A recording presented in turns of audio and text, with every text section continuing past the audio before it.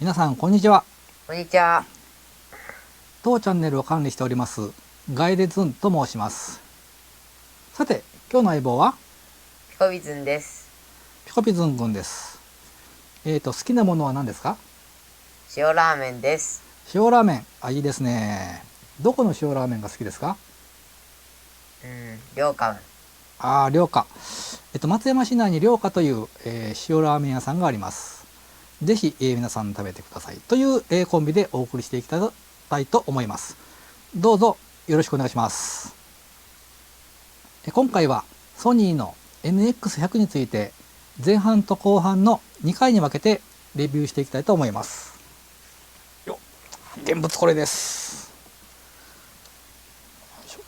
カパこんなカメラです。見たことある？ある。どこで？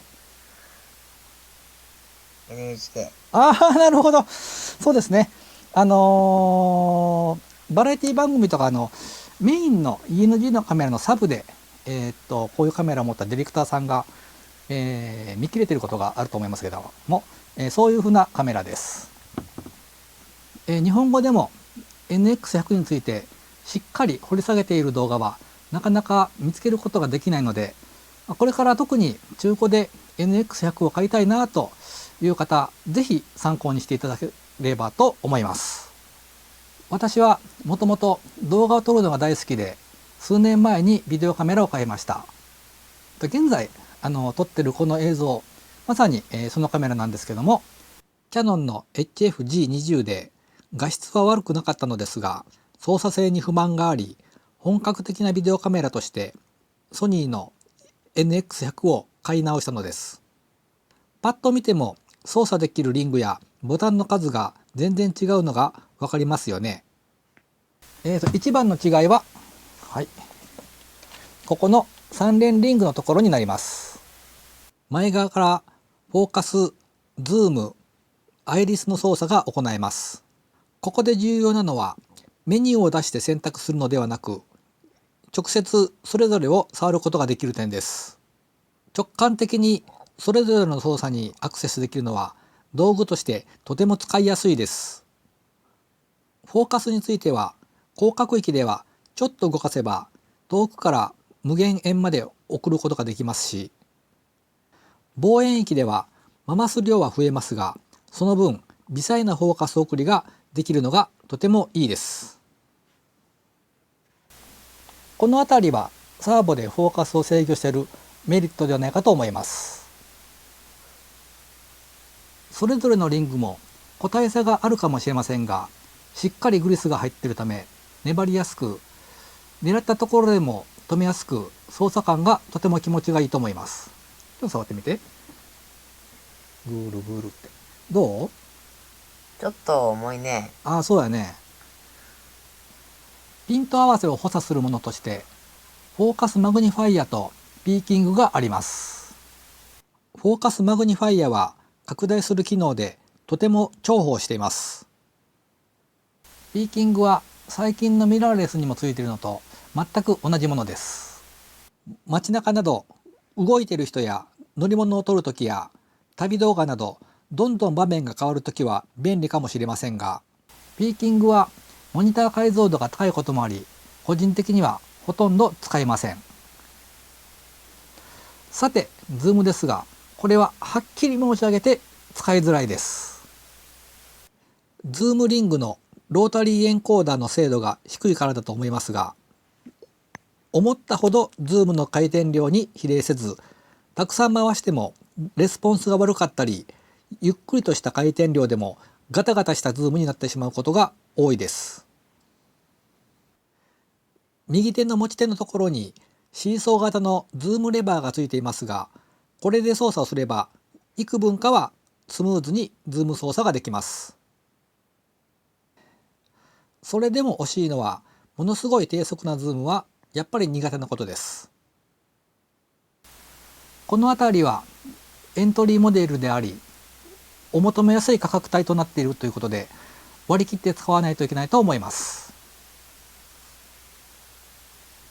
三脚に据えてズームするときはズームリモコンがあった方が便利です。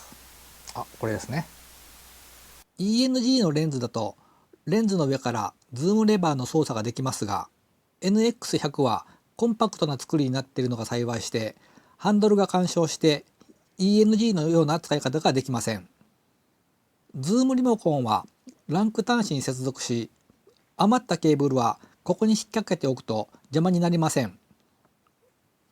これは昔のソニーのビデオ三脚からもぎ取ったズームリモコンですが、中速か高速、ひょっとしたら3段階かもしれませんけども、そのぐらいしか反応しません。その点、リーベックのリモコン三脚はズームの段階がそれよりもきめが細かく、しかも滑らかに反応してくれるので、もっぱらこちらを愛用しています。これから NX100 を買おうと考えている方は、ぜひ購入を前向きに検討することをお勧めします。モニターですが、カメラのここに折りたたまれていて、よいしょ、カパッ、よいしょ、こういうふうに、引き出して使います。 3.5 インチ液晶になりますが、解像度はおそらく 1440×1080 じゃないかと思いますが、156万画素あり、ピントの山はつかみやすいと思います。この手のモニターは屋外では周りが明るくてモニターが見づらいという問題があります。特に近眼で老眼の私にはとても厳しいです。そこで役に立つのがモニターフードです。私の場合はプラスチック段ボールを切って自作しました。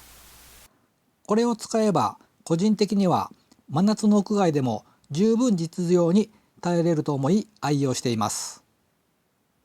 ところで NX100 には当然オートフォーカスはついていますが、私はオートフォーカスを使えません。せっかくマニュアル操作ができるカメラなので、下手ながらもピント送りにチャレンジしていきたいと思っています。またこういう操作こそ業務用ビデオカメラを扱う醍醐味として、これからも楽しんで技量の向上に励みたいと思っています。どう、面白い？面白い。なんとリオン？今撮っているカメラ。そう。さて続いて露出周りについてお話ししたいと思います。露出ってわかる？わかんない。画面の明るさ。そうなんだ。そう。覚えといて。露出。はい、露出。露出。よくできました。シャッター速度もアイリスもゲインも自由に設定ができます。アイリスはオートにすれば明るさに応じて自動で追従させることもできますが、被写界深度、つまり後ろをぼかしたい場合もあるので、こちらはマニュアルにすることが多いです。F 値もリングを回すと一気に明るさが変わるというわけではなく、ごくわずか回すとごくわずかに明るさが変わるというアナログ的な調整ができるのがすごいいいですね。シャッター速度は動画では一般的な60分の1から100分の1の間で固定して使います。ゲインがオートで、しかも幅広く使えるのはとても重宝しています。